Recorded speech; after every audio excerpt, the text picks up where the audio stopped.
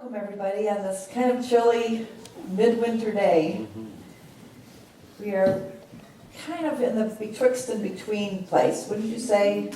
Winter, you're here, and yet spring, we want you, and we had a little taste of spring, and yet here's winter back again today. So, not so sure what's happening right now.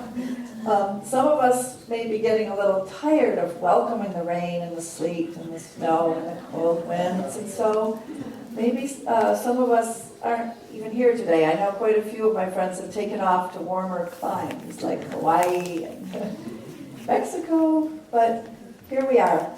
We're hanging in there, and whether we left or whether we stayed, the ancient Celts used to say about this time of year, it's a time of waiting.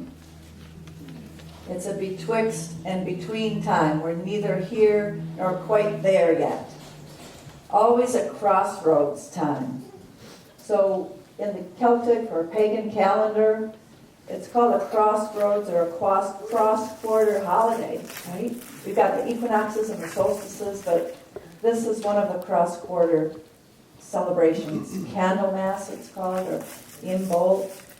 It's one of those times when we are together in a warm place, nurturing one another and encouraging one another. And in this case, we're encouraging one another about waiting and hoping. So today we're going to explore how we can find courage, how we can find strength for all those different situations in our lives when we might have to wait, when the prayers haven't quite come all the way through.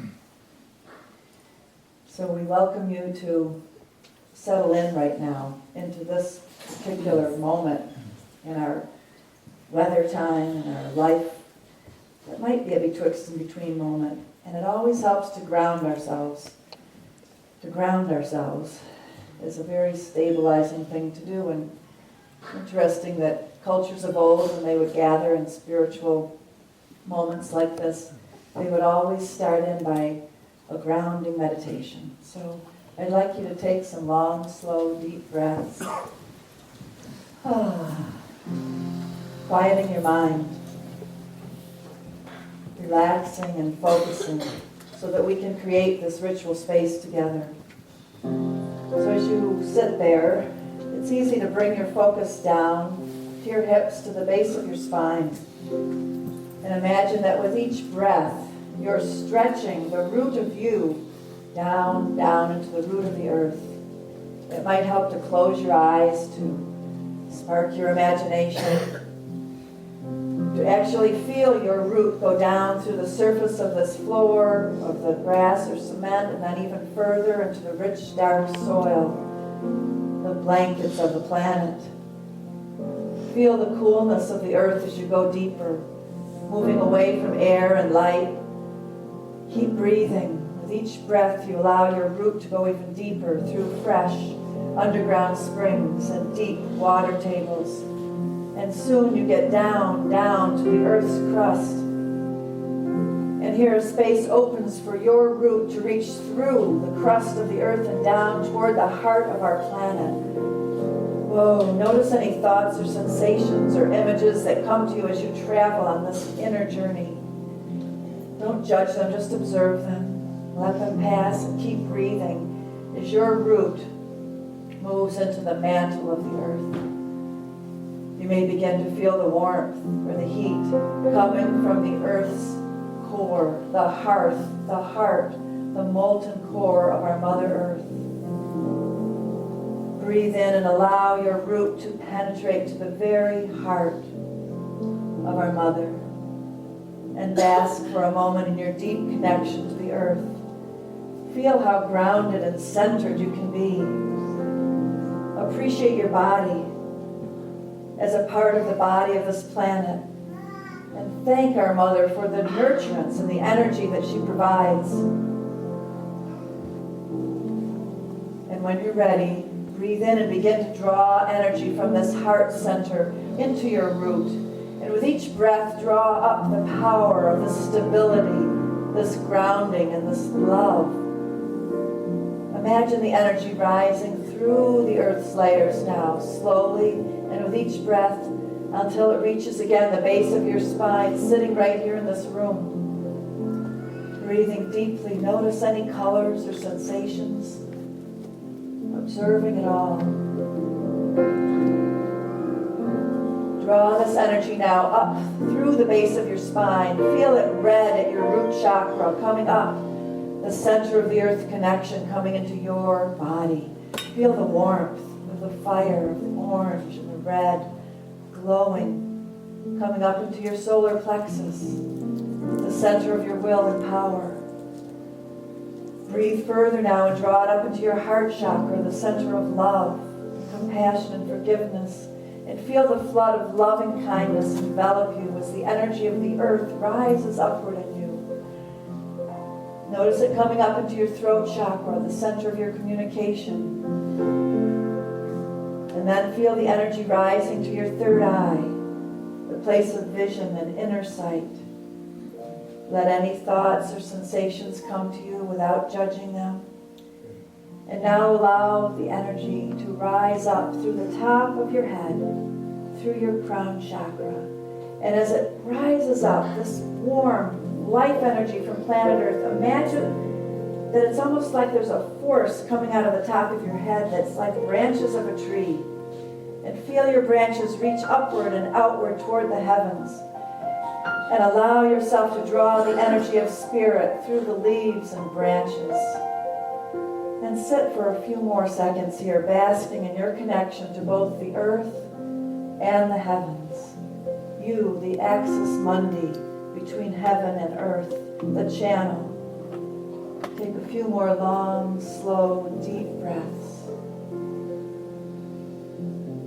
And welcome yourself into this space as we sing a beautiful song that also opens and welcomes us into this sacred space.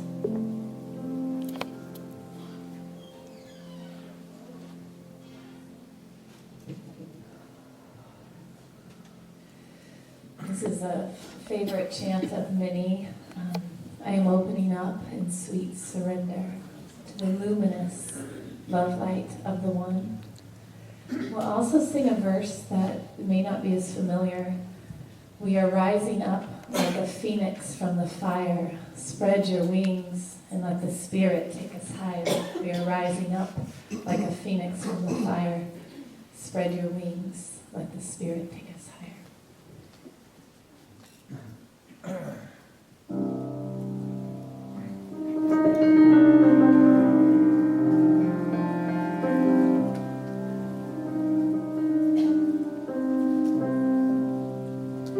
I am opening up in sweet surrender to the luminous love light of the One.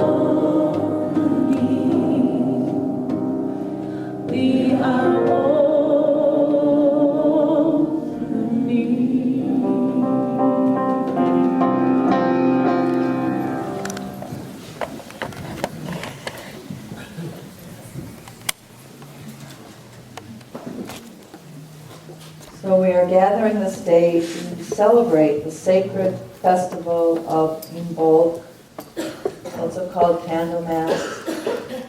It's been celebrated since very ancient times, over 6,000 years, on February 1st in the Northern Hemisphere. And the goddess Bridget, Brigitania, the bride, is the goddess who is with us on this day. Now we in modern times, we don't know how real these goddesses and gods are. No. But I invite you today to open to the mystery, getting to know this goddess Bridget a little bit more deeply, because our ancestors knew her, called on her, not just in Ireland and England and Scotland, but all over Europe. There's a statue to her as far as in Turkey. All over Europe, people called on Bridget and felt that she was their protector and their helper in any kind of a crossroads gap kind of time when you don't know exactly where you are and where you're going. So today we're going to do our ritual in the ancient, creation-centered, spiritual, Celtic, pagan way. It's fun.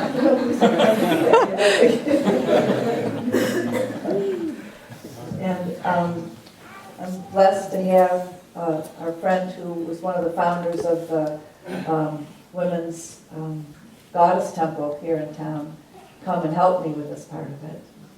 Come up now.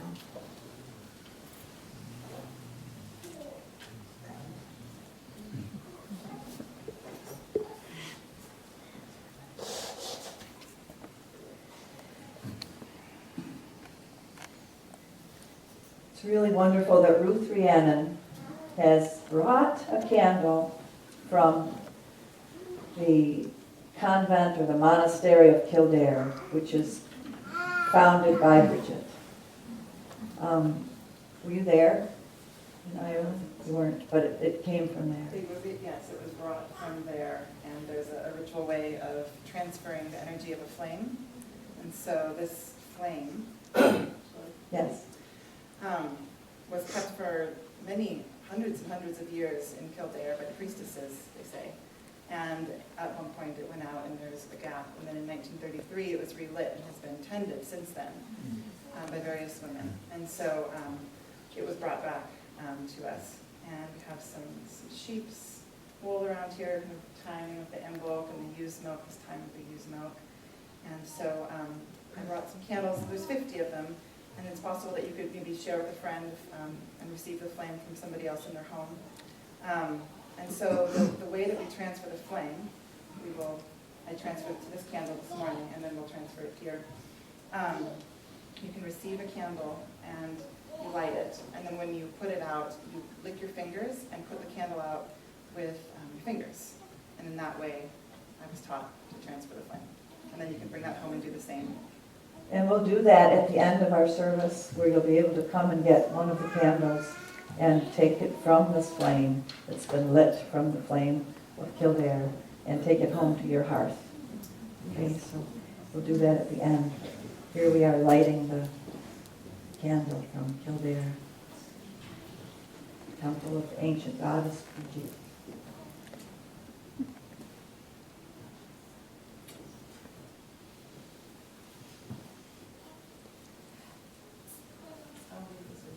Oh, great. Oh, thank you so much. Personal use.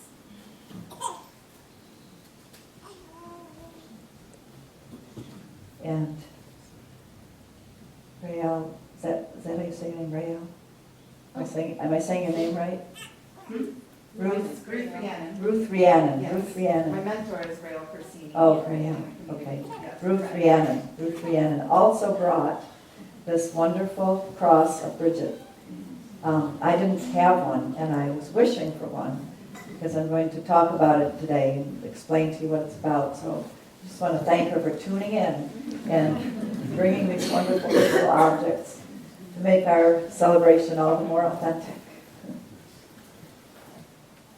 So with the candle now lit, I'd like you to close your eyes with me and do some conjuring. It isn't just me who does the conjuring. You all are part of doing the conjuring here. So we want to conjure this circle of power. Imagine this circle of power gathering around us now. And we ask that it may serve as a gathering place for truth and love and joy. As we join our will with the will of the divine. We imagine our circle creating a safe space that keeps out all ill will and negativity and serves as an entryway between the worlds where we might walk with the gods and goddesses. So in this moment together, let us bless and consecrate this place in the name of the gods and the goddesses, in the names of our Father and Mother, creators. We bless this place, and we ask that the return of the light would take place in our hearts today, that the Lady Bridget, goddess of healing and light, come and be with us here. Today, we prepare our hearts for the warmer days to come, but we want our hearts to be a place of nurturing in the midst of the cold, in the midst of the waiting time. So we open our hearts to you, Bridget. Come and be with us. Shine into our hearts today your blessed light. Blessed be. So mote it be. Amen. I'd like to now take this light that's been brought to us all the way from Ireland and light this candle from it.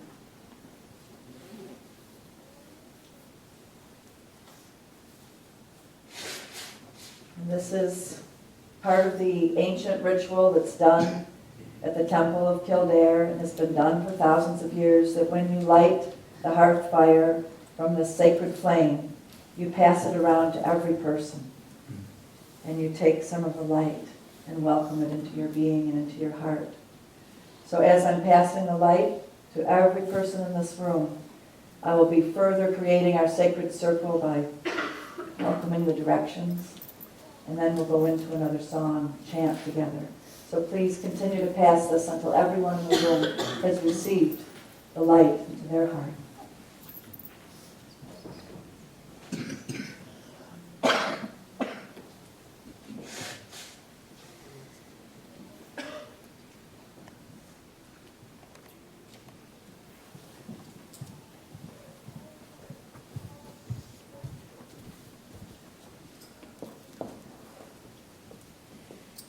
We've also been gifted with the sacred wand, the white wand of Bridget, of the goddess, for our ceremony today.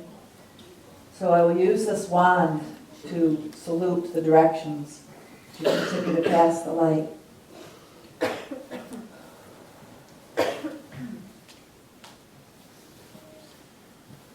I turn to the east. I welcome you, great spirit of the east. Air, wind, the high places, the eagle that takes us into these realms where we get to get a picture of things from a God's eye view. We welcome you into our midst, knowing that we need these higher perspectives in these crossroads times. Please come and be with us now, Spirit of the East. Aho. Aho. Spirit of the South, we welcome the element of fire.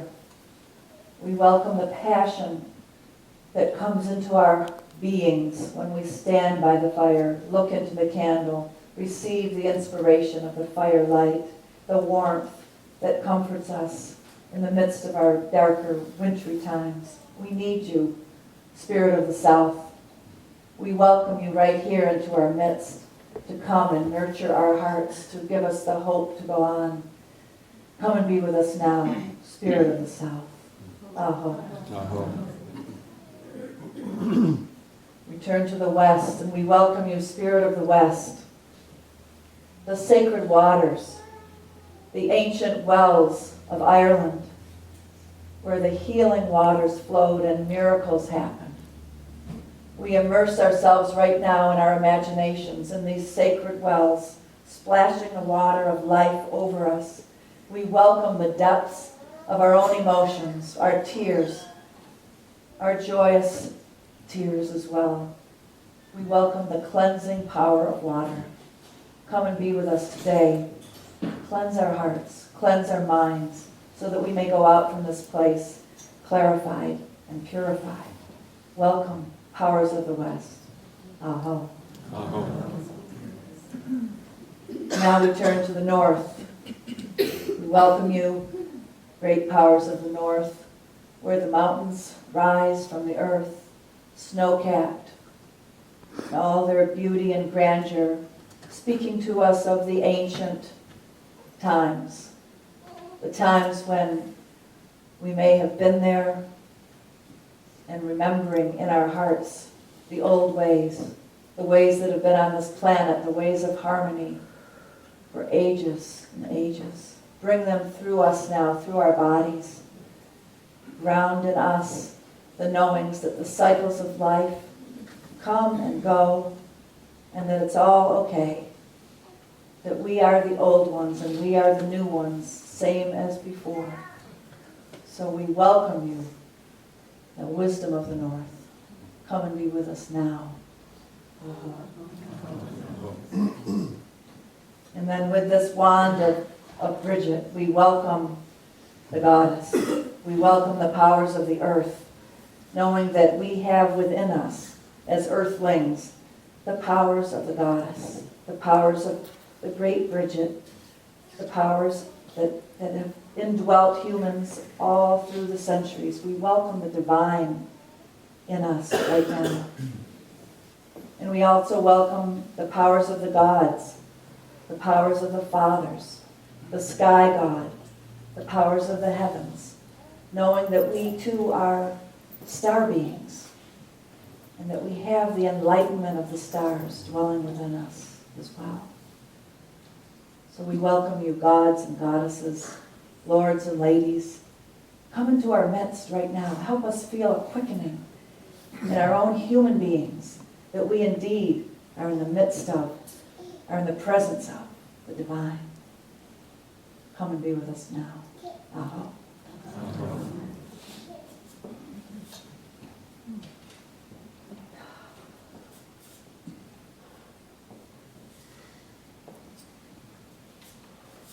Has the candle gone all the way around yet? Still passing. Keep passing the candle, and we're going to go into singing our next chant. It's called Spirits Flying in the Sky.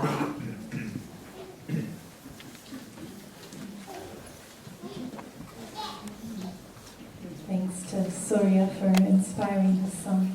And whoever is the last person with the candle, bring it back up to the altar. Thank you.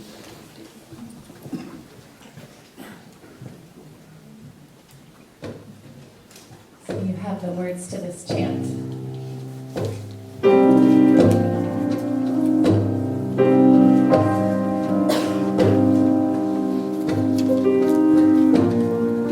Spirits flying in the sky, thunder in the ground, fire of the infinite, love is all around, wisdom of the universe, someone's teaching me, spirits singing in my heart, opening, calling me to you, only you, only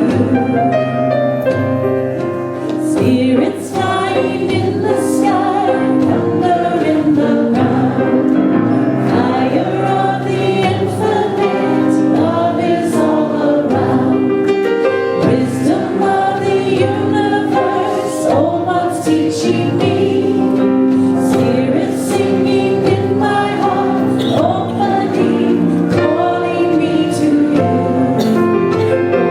only you, only you.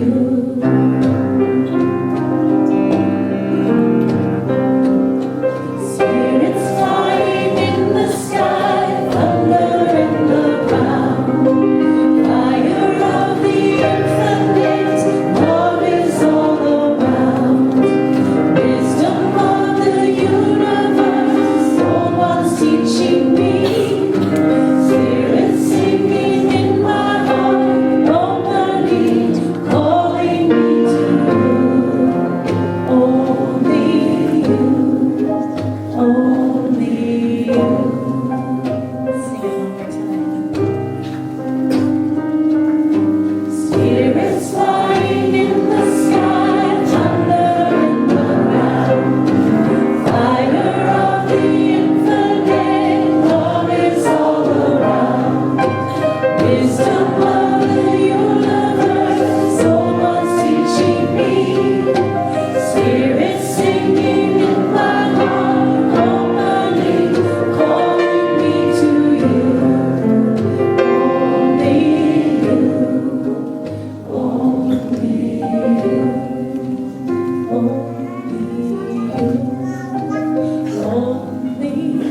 only you.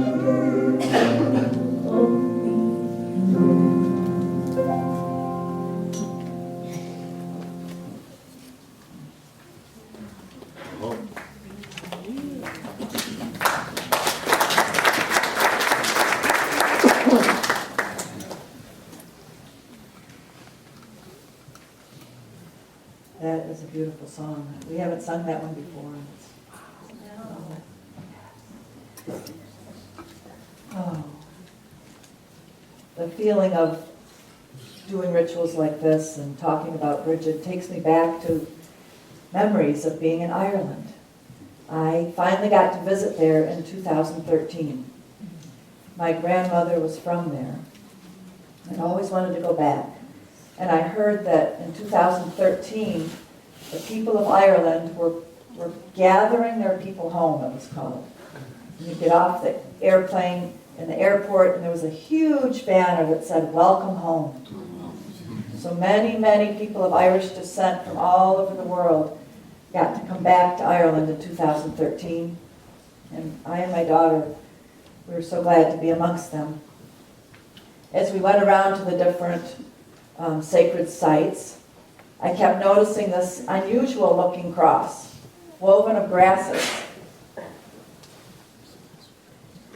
And it really caught my attention for another reason, from another culture, because it was just like the cross that the Huichol had us make in Mexico. We were taught to weave the grasses like this to create a cross that in the center of it has a coming together, a weaving together, and then in the very center it's called God's eye. And so it's like a portal place, a hole that goes through from one dimension to another. So I was fascinated to see this same cross in Ireland. And I asked around to try to find out what it was, and I was told it was called St. Bridget's Cross. So I got very intrigued to find out more about this St. Bridget.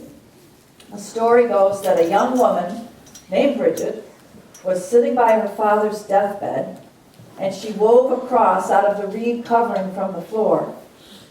He was a dying druid, and she was trying to communicate to him as a young person that she was learning about this whole new religion that was sweeping across the lands. The story goes that this cross helped her to weave the two religions together in a way that the old man could understand as he died and could have peace, knowing that all was not lost as this new religion came and his daughter was opening to it, that all would be okay because she was weaving the worlds together. So as I explored the lore surrounding the story of this woman named Bridget, I found that some historians are very confused about whether we're talking about a true woman who actually lived named Bridget or the goddess Bridget of the same name. I've come to the conclusion in reading a lot about it that we're talking about both this woman named Bridget and the goddess who was worshipped for over 3,000 years. Really, it's more like 6,000 years as we bring it all the way forward to today, but at the time that this woman Bridget lived, it had already been 3,000 years. She was born in 452 AD. My math's a little out there, because I should say 5,000 years, right? She was born in 452 AD. Does that time sound familiar to any of you who might know history a little bit? It was the time when Christianity was coming into the British Isles. It was a time when a great shift was afoot. And there were many legendary people that we still know about today who lived at that time. King Arthur and all that went on around the Knights of the Round Table and Morgana and Merlin and all of that. And then St. Patrick of Ireland and St. Columbus of Ireland, they came at that same time. They were the ones coming from the south, bringing Christianity in. And then we have St. Bridget. So here she is living in a great time of change and upheaval. The old homeostasis is upset as the whole system is rocking and reeling and experiencing a disequilibrium, as life on the planet inevitably does, moving the systems that exist into a whole new configuration, a whole new system. Does it sound a little bit familiar to our times? We're told that we're living in a same betwixt and between time of the great shift. So back then, Bridget, I'm going to talk more about her in a few minutes, but first I wanted to just talk a little bit more about living in betwixt and between times, between one home and the next, between one state of health and the next, between one generation passing and the next one coming into power, between something that we have left behind or let go of, maybe a relationship or a job or something that's passing away and something that's not yet here. We all know these in-between times, don't we? They're kind of challenging. So humans have always paid special attention to them. Like in the Buddhist teachings, we know about the bardo and all of the teachings that go on about how to get safely through the bardo places. So in such times, all the different spiritual teachings tell us that we've got to cultivate the virtue of patience. Patience doesn't come naturally to us humans. We're told in every spiritual practice we've got to practice it. Especially nowadays, I think. This modern culture is not big on patience, and it's not big on humility. Do you agree? Like, for example, we want to go to a weekend workshop and become initiated and then be able to say, I was just initiated by an indigenous shaman and now I'm a shaman. Things like that are pretty common nowadays.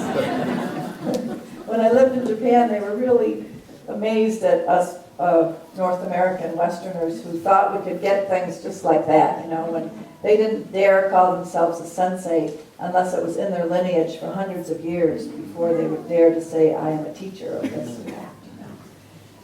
So I began talking last week about our feeling of wanting, though, to create tribe. And so, I'm not trying to blame us at all for being interested in indigenous teachings. We must be.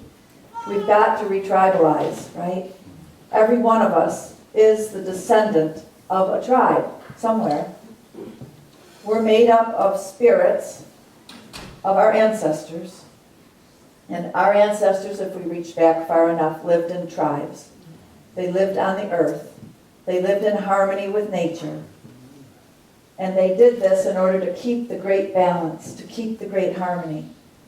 So whatever has happened to the Indians in the United States, with the empire coming along and crushing their culture, the same thing happened to the tribes in Europe too, don't you know?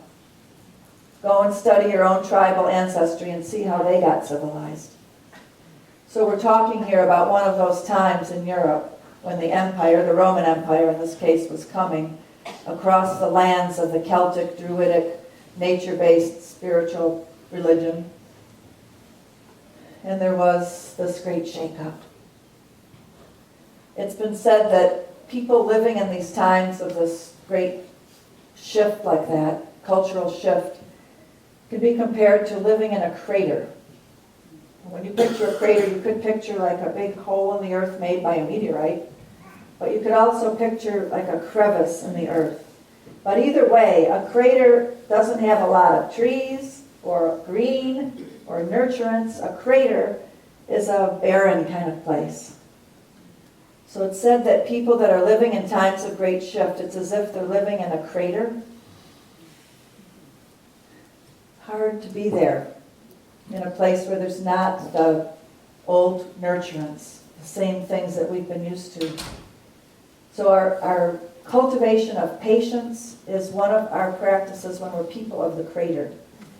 Social scientists know that patience is one of the most important ingredients to success. For example, there was a study where people were asked to choose between winning a small prize immediately or a larger prize that they'd have to wait for. Do you know what happened? 70% chose the smaller prize sooner.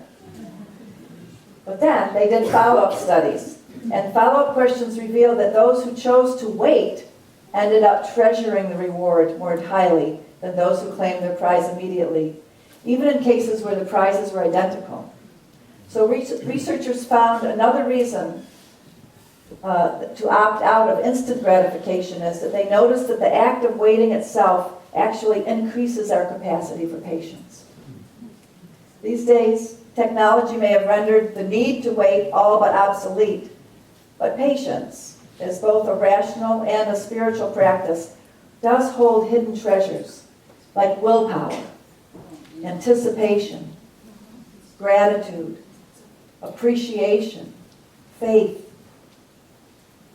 So patience and self-control are key factors in achieving success in every aspect of our lives, including school, our career, our health, our relationships. The reason is that patient people can delay gratification.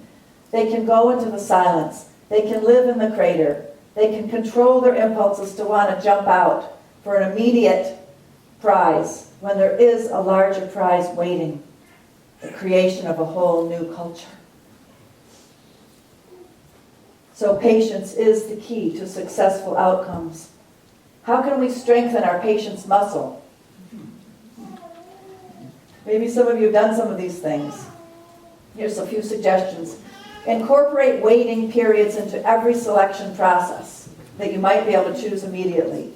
Like basically don't make your decision right away. Wait for a little while and you'll discover that you've got better self-control. Okay, that's one suggestion.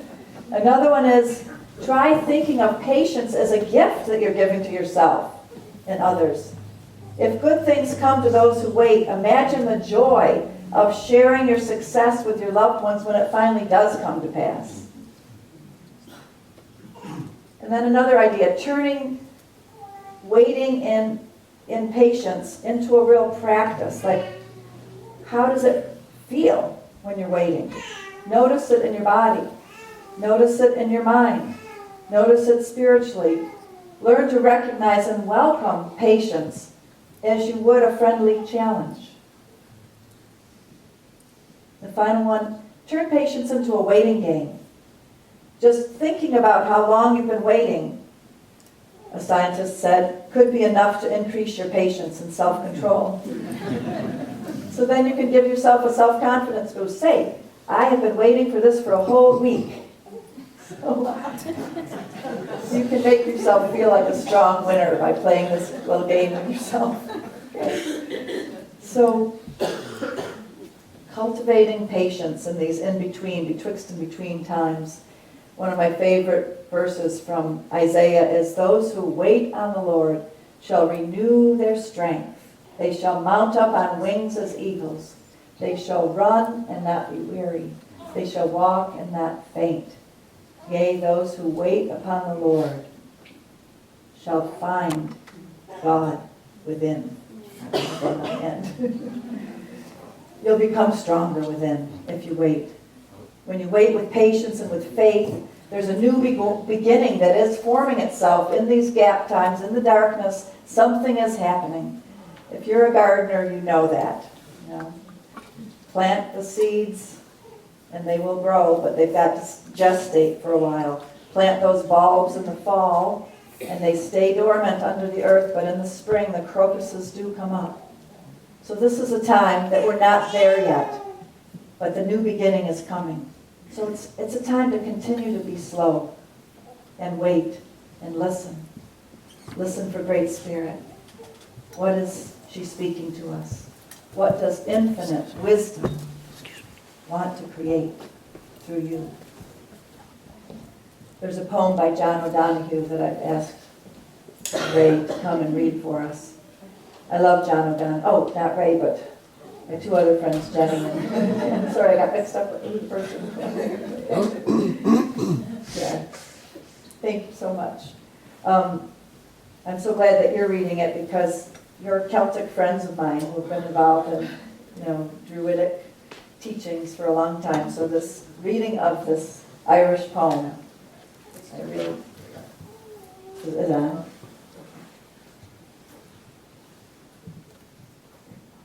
Got it?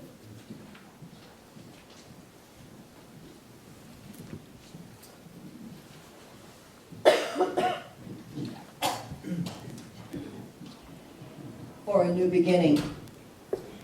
In out-of-the-way places of the heart, where your thoughts never think to wander, this beginning has been quietly forming, waiting until you are ready to emerge.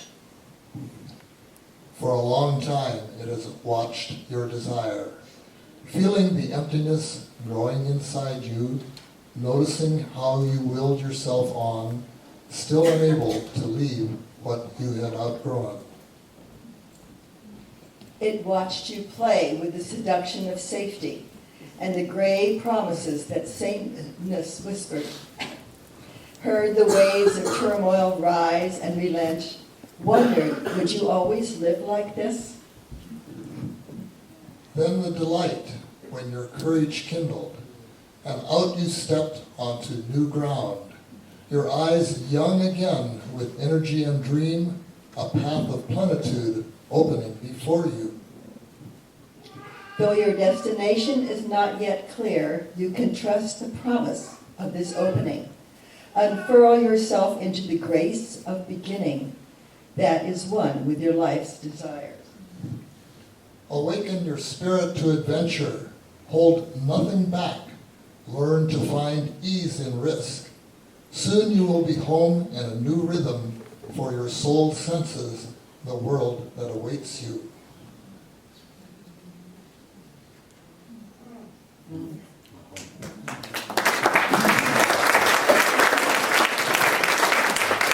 Dennis and Jenny, thank you so much.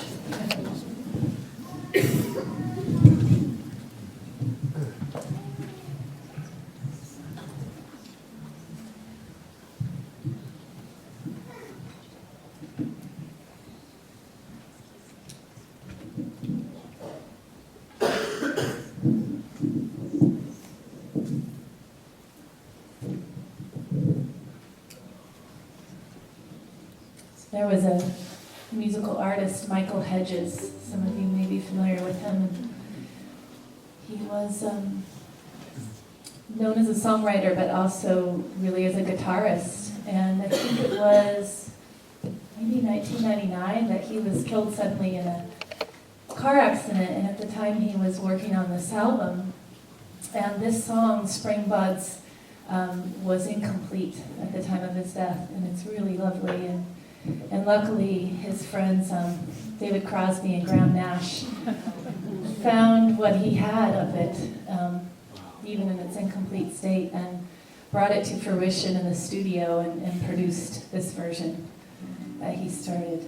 And again, it's called Spring Buds.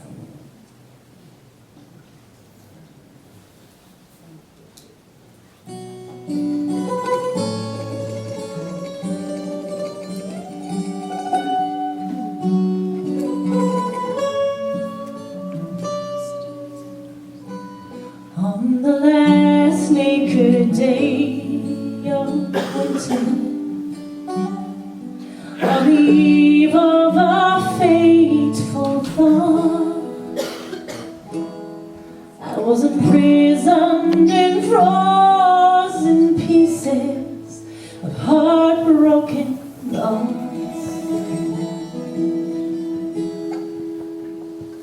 Then down fell the angel renegade, her halo red warning star.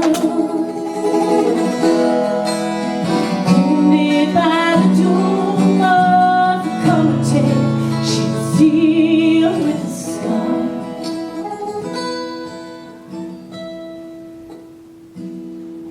Then a sweet lightning struck,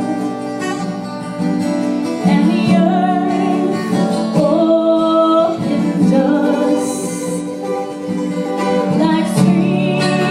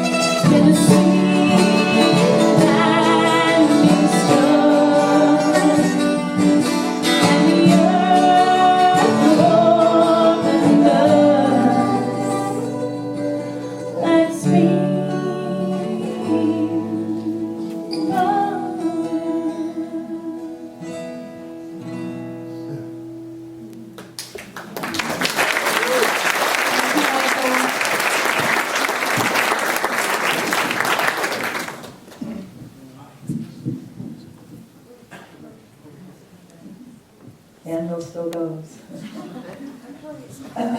It can go around twice. Go ahead. So here we are, 21st century people, invoking this ancient presence of Bridget, the goddess. And it's interesting how in our times there's been questions about, was Jesus a real person, or was he just a mythological figure, a conglomeration of many things? And there's the same question that goes on about Bridget. Was she a real person, or was she just a conglomeration of stories about the goddess that was made into human form? But it makes me wonder why we humans have a problem with this, with really divine presence being within human form. Here in Unity, we accept that and we emphasize that the divine does live within us.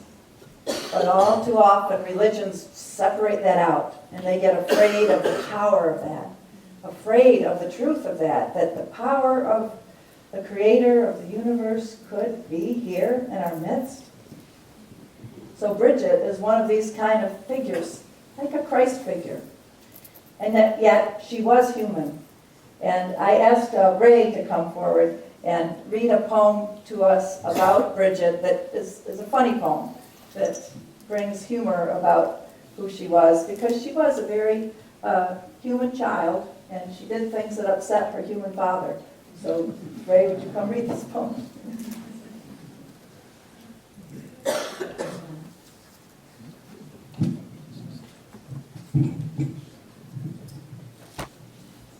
Well,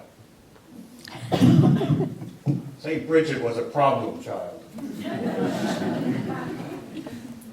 Although, alas, demure and mild, and one who strove to please her dad, St. Bridget drove the family mad. For here's the fault in Bridget lay: she would give everything away. To any soul whose luck was out, she'd give her bowl a stirabout. She'd give her shawl, divide her purse, and with one and all, and what was worse, when she ran out of things to give, she'd borrow from a relative. Her father's gold, her grandsire's dinner, she'd hand to cold and hungry sinner. Give wine, give meat, no matter whose, take from her feet the very shoes. And when her shoes had gone to others, fetch forth her sisters and her mothers. She could not quit, she had to share. Gave bit by bit the silverware, the barnyard geese, the parlor rug, her little niece's christening mug, even her bed in those in want, and then the mattress of her aunt. An easy touch for poor and lowly, she gave so much and grew so holy. But when she died of years and fame, the countryside put on her name, and still the isles of Erin fidget with generous girls named Bride or Bridget. Well, one must love her nonetheless in thinking of her givingness. There's no denial she must have been a sort of trial unto her kin. The moral, too, seems rather quaint. Who had the patience of a saint, from evidence presented here? St. Bridget? Or her near and dear?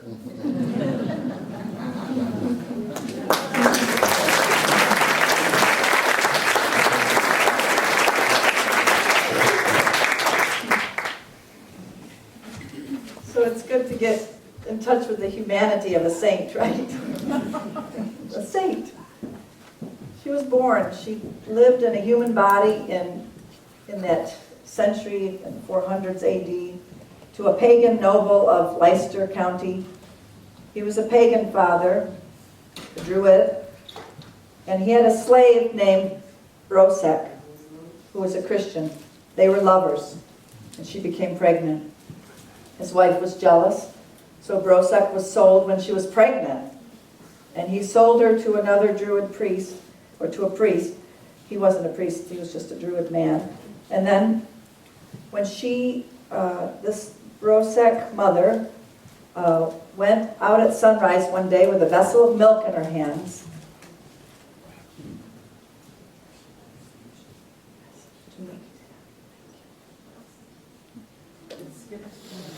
thank you. Didn't get over there. Oh, darn. I'd light it one more time.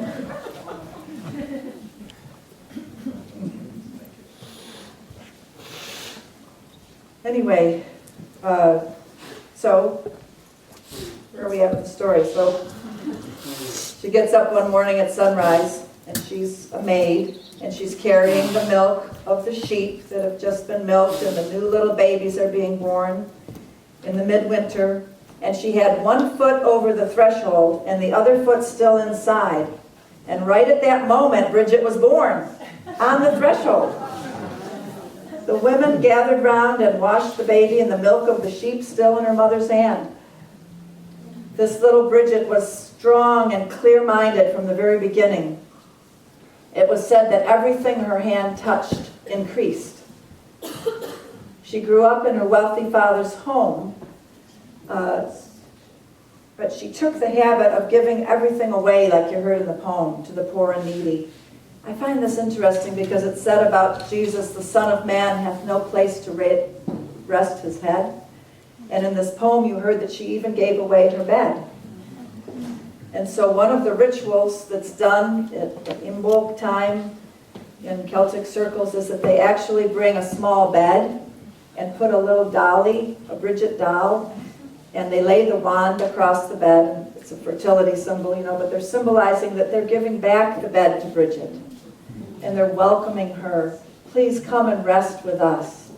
You gave everything away, and we want to make a comfortable, nurturing place for you.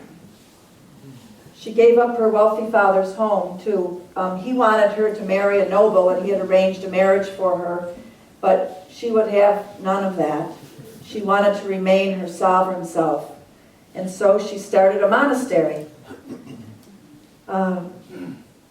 Interesting how this monastery, like Hildegard of Bingen's monastery, hundreds of years later, it became a cultural center for Ireland there at Kildare.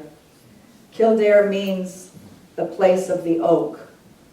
And yes, indeed, she built this monastery right on the temple of the goddess Bridget, which was the place of the oak tree. You may have heard of, the great oak in goddess tradition. So the temple of Kildare is built on the ancient spot where Bridget, the goddess, kept the hearth fires burning with 19 young maiden virgins for centuries. They would never let the flame go out. 19 of them, and the 20th one was said to be the goddess Bridget, who was a human too, apparently, who started the whole thing. And on the 20th night, she would stay up all night and keep the fire burning. So that's where the temple is, on that spot. This Saint Bridget, you can hear by the way that she was born and how she placed her temple on the threshold between the old and the new, that she is a being who was comfortable in the threshold, in disparate worlds coming apart and coming together. She was a connecting link between the natural and the spiritual, the ancient and the modern. Her spirit and her faith grew and grew until she became known as a miracle worker. And now I'm talking about the Saint Bridget that was born in 452, became a miracle worker.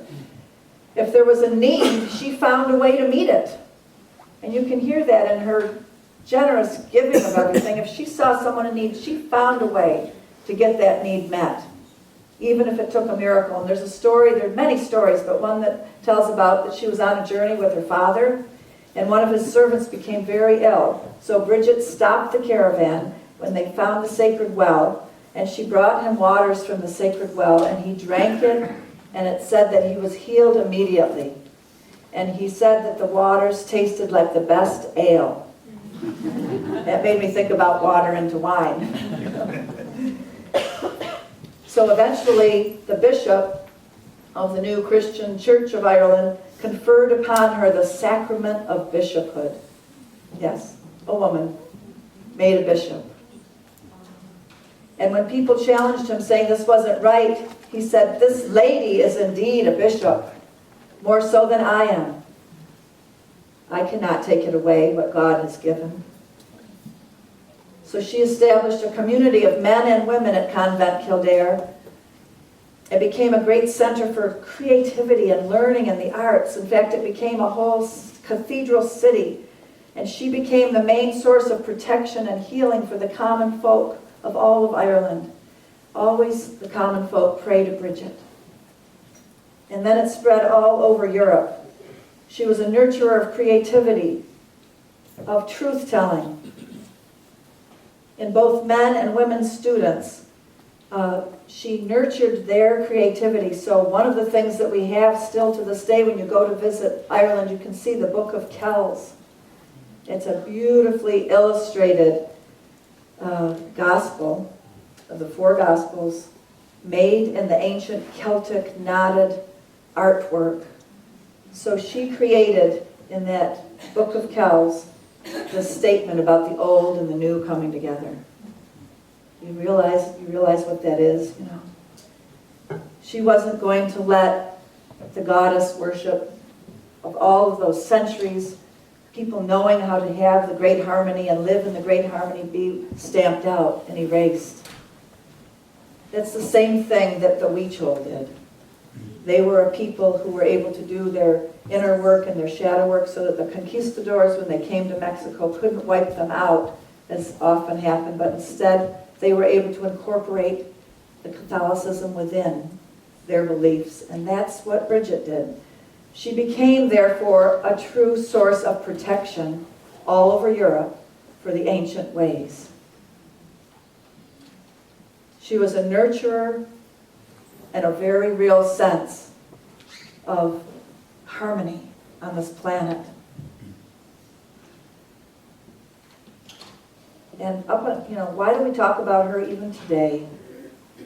Still we talk about her. Her power, her energy, her bright spirit brings hope. Even today, in fact, when you go to Ireland, they'll say this to you. They'll say, "Bridget is walking here. She whispered in my ear when I was out in the oak grove. She talked to me when I was at the spring." She's still bringing forth hope in the hearts of the common people.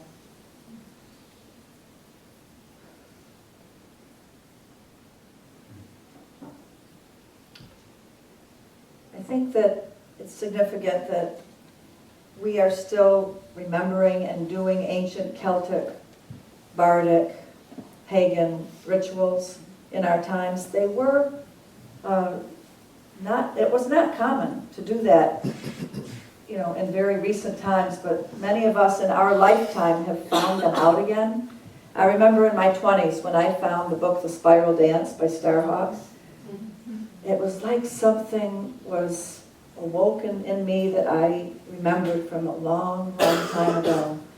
It brought back a part of me to myself to know these ancient Celtic rituals and traditions.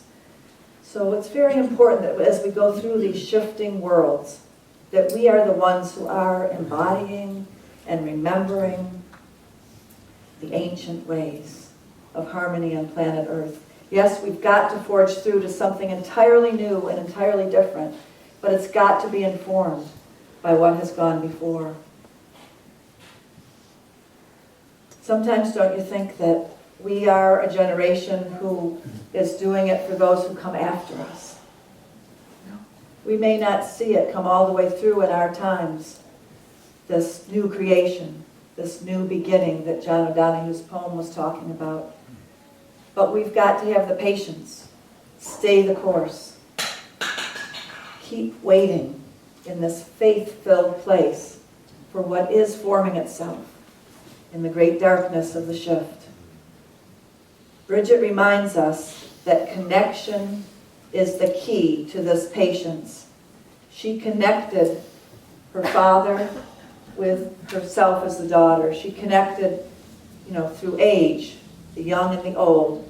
She connected nature and spirituality, in other words, science and spirituality. She connected, I can't think of any more things, maybe you can think of examples of all of the things that she was in the process of weaving together and connecting. And that's the message that we could gather from her today, is that we need to be those weavers, not coming to premature foreclosure, but waiting patiently, weaving it all together and holding the complexity until we bring it all the way through to completion.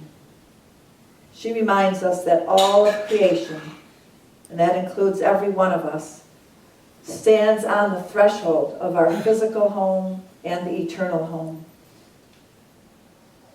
Here in the magnificent realm of the senses, we must keep the hearth fires burning. We must nurture these places like Unity and other spiritual homes where we can meet and know one another deeply and safely and be nurtured and healed. Do you know this is kind of rare in our world today, that people have places like this, where your creativity is encouraged, where you are deeply met in deep conversations with one another. So we are here to connect. We are here to connect with one another. We're here to connect the realm of the eternal with the realm of the earthly. We are here to bring this love light that shone in the heart of Bridget through our hearts, welcoming the sojourners home. We need courage if we're going to do this. We need fiery passion. We need to care for others who have less privilege than ourselves. We need to be the light for those who have lost their way. What is your calling? How does Bridget speak to your heart today? In a way, when we say you've got Jesus or the Christ within you, you've got the Bridget within you. What do you need to give away? What do you need to make sure happens, make a miracle happen in some situation that you've been called to care about? Goddess, saint, human, divine, here we are. We're eternal, and we're real humans. Dear Bridget, help us, we pray.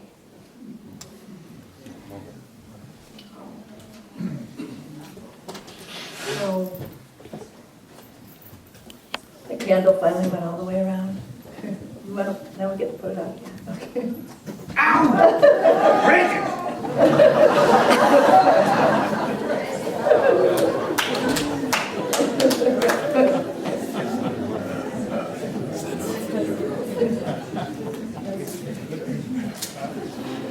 I'd like Heather and Richard to come back, and they're going to sing a wonderful song for us as we take our offering. And often at feasts of Bridget, celebrations of Candlemas and Imbolc, collections are taken for the poor. That's one of the things that Bridget would want done. So we have been collecting food, every month. And it doesn't happen to be this Sunday, it's the third Sunday, but be in touch with Steve if you want to know more about that's one of the things that we're doing to help the poor in our area. And we're really open to other ideas, to take from the privilege that we have and to help those that are less fortunate in our surroundings here. So come and tell us about that. And in this moment, it's your opportunity to give generously to the work of this spiritual organism. Many people's lives are being blessed and the light is shining out. So go ahead and start taking the offering. And Heather's going to sing another song. Let's do Circle of Bridget Power. Circle of Bridget power, circle of Bridget light.